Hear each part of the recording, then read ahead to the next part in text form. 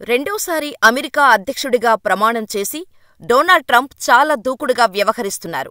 అధ్యక్ష పదవి బాధ్యతలు తీసుకున్న తక్షణమే తన దూకుడు ప్రదర్శిస్తూ చకచకా నిర్ణయాలు తీసుకుంటున్నారు. వీటిల్లో కొన్ని ఎన్నికల్లో చెప్పినవి, మరికొన్ని అప్పటికప్పుడు అనుకున్నవి. ఇలా ట్రంప్ తన సంతకాలతో దేశం లోపల బయట అందరికీ షాకులిస్తున్నారు. అమెరికాను మళ్లీ ఘనత పొందిన దేశంగా చేస్తానని ట్రంప్ వస్తూనే డజన్ల కొద్దీ ఆదేశాలపై సంతకాలు చేశారు.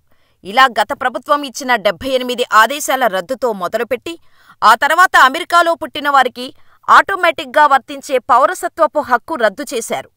ఆ తర్వాత ప్రపంచ ఆరోగ్య సంస్థ నుండి వైదొలగటం, పర్యావరణ రక్షణ బాధ్యతకు పూచీపడాల్సిన ప్యారిస్ ఒప్పందం నుండి తప్పుకోవటం, ఆ పైన తన చిరకాల హామీ అయిన మెక్సికో వైపు దేశ సరిహద్దును గోడతో మూసేందుకు సుగమం చేసేలా ఎమర్జెన్సీ విధింపు, బ్రిక్స్ దేశాలతో వాణిజ్యంపై 100% సుంకం వేస్తానని హెచ్చరికలు చేసి ఆ పత్రాలపై తన సంతకాన్ని ట్రంప్ బహిరంగంగా ప్రజలకు చూపించారు.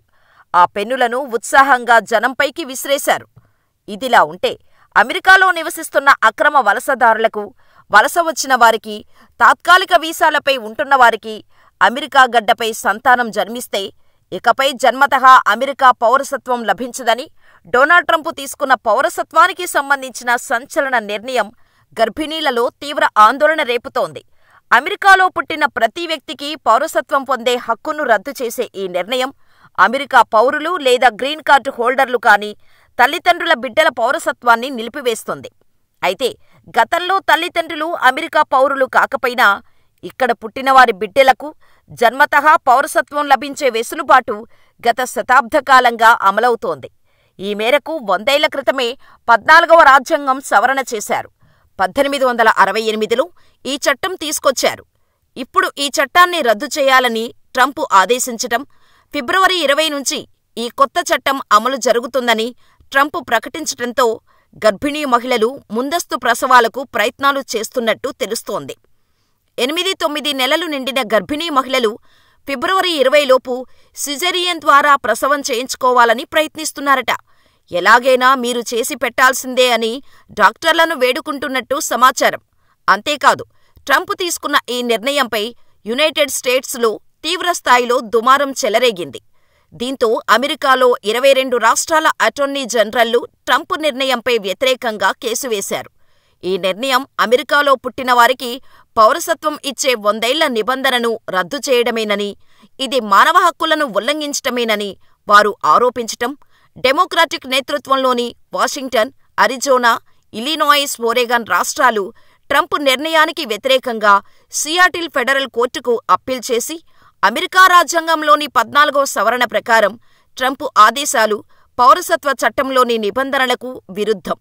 అమెరికాలో జన్మించిన ఎవరైనా పౌరసత్వానికి అర్హులేనని న్యాయవాదులు వాదించారు. దీనితో సియాటిల్ జిల్లా న్యాయమూర్తి జాన్ కాఫ్నర్ పుట్టుకతోనే పౌరసత్వాన్ని రద్దు చేసే కార్యనిర్వాహక ఉత్తర్వును తాత్కాలికంగా నిలిపివేస్తూ తీర్పు ఇచ్చారు. దీంతో జన్మహక్కు పౌరసత్వం విషయంలో కొంత ఊరట లభించినట్టయింది. అయినప్పటికీ కొందరు వలసదారుల మధ్య అప్రమత్తత, గర్భిణీ మహిళల్లో భయం, సందిగ్ధతలు ఇంకా అలాగే ఉన్నాయి. ఇదిలా ఉంటే ట్రంప్ ఎన్నికల టైంలో యుద్ధాల కారణంగా అమెరికా సంపద వృధా అవుతోంది. నేను అధ్యక్షుడిగా గెలిస్తే యుద్ధాలు ఆపేస్తా, శాంతి నెలకొల్పుతా అని ఎన్నికల ప్రచారంలో ట్రంప్ పదే పదే చెప్పారు. ట్రంప్ గెలుపుకు ఇది కూడా ఓ కారణమే. అందుకే బాధ్యతలు చేపట్టిన వెంటనే యుద్ధాలు ఆపే ప్రక్రియ మొదలుపెట్టారు. ఇందులో భాగంగా రష్యా అధ్యక్షుడు పుతిన్తో భేటీ అయ్యేందుకు సిద్ధమని ప్రకటించారు. 3 ఏళ్లుగా కొనసాగుతున్న రష్యా ఉక్రెయిన్ యుద్ధానికి ముగింపు పలుకుతానని పునరుద్ఘాటించారు.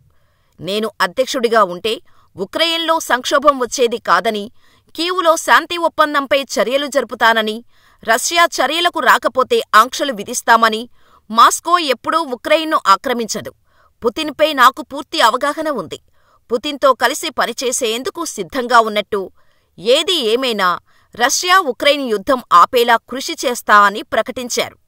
మరి పుతిన్ విషయంలో ట్రంప్ కోసం దిగివచ్చే అవకాశం ఉందా అంటే ఉందనే చెబుతున్నారు విశ్లేషకులు. దీనికి రష్యా అధ్యక్షుడు వ్లాదిమిర్ పుతిన్ చేసిన వ్యాఖ్యలే నిదర్శనం. ఉక్రెయిన్తో సంఘర్షణ ముగించేందుకు తాము సిద్ధంగా ఉన్నామని పుతిన్ వెల్లడించారు.